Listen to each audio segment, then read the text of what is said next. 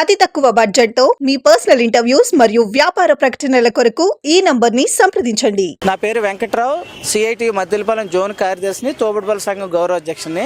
Siripuram centre Patel జంక్షన్లో 15 తోబుడుబలు 6 సంవత్సరాల నుంచి పెట్టుకుని బ్రతుకుతున్నారు. అదే వాళ్ళ ఆధారం. 22వ తారీఖున ట్రాఫిక్ పోలీసు వారు ఆధ్వర్యంలో జీవీఎంసీ వాళ్ళు రప్పించి బళ్ళు తొలగించడం జరిగింది. ట్రాఫిక్ ఆటంకం అని చెప్తున్నారు.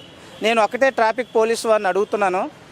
జగదంబ సెంటర్ నుంచి పూర్ణ మార్కెట్ వరకు షాపింగ్ మాల్స్లో ముందు రోడ్డు మీద ఎంత ట్రాఫిక్ బంద్ అవుతుంది అంటే పెద్దోళ్ళ మీద షాపింగ్ మాల్స్, కళ్యాణ మండపాలు, ఫంక్షన్ హాల్స్ అయితే మీరు పట్టించుకోరు, కార్లున్నా బళ్ళున్నా.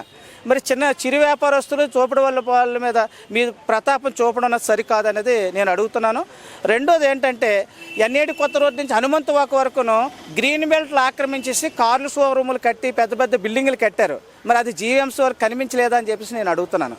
కాబట్టి 2014 స్ట్రీట్ మ్యాటర్స్ చట్టం ప్రకారంగా 137, 151 జీవోలు ఉన్నాయి. ఆ జీవో ప్రకారం ఎక్కడ బ్రతికే తోబుడుబల కార్మికులు అక్కడ బ్రతకనివ్వాలి. చట్టం ఉంది, జీవో ఉంది, సుప్రీంకోర్టు గైడ్లైన్స్ ఉంది, అయినా వీళ్ళు బతకనీయడం లేదు. ఈ కూటమి ప్రభుత్వం వచ్చిన తర్వాత మొట్టమొదటి దాడి ఎవరి మీద జరిగిందంటే తోబుడుబల కార్మికుల మీద జరిగింది. విశాఖ నగరంలో అనేక చోట్ల, రాష్ట్రంలో అనేక చోట్ల.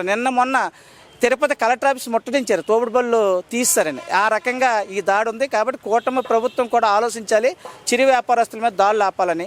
ఇక్కడ ఉన్న జీవీఎంసీ అలాగే ట్రాఫిక్ పోలీసు వారు కూడా ఆలోచించాలి, చిరు వ్యాపారస్తుల మీద దాడులు ఆపాలని. అలాగే కమిషనర్ గారికి వినతిపత్రం ఇస్తున్నాం, మమ్మల్ని బ్రతకడానికి అవకాశం ఇవ్వండి, ఎప్పటి నుంచో బ్రతుకుతున్నామని. అలాగే ఒకవేళ ట్రాఫిక్ ఇబ్బంది అయితే అక్కడ గార్డుని పెట్టుకుని ట్రాఫిక్ ఇబ్బంది లేకుండా కూడా మేము చేయడానికి సిద్ధంగా ఉన్నాం. ఆ రకంగా కమిషనర్ గారికి వినతిపత్రం ఇస్తాం.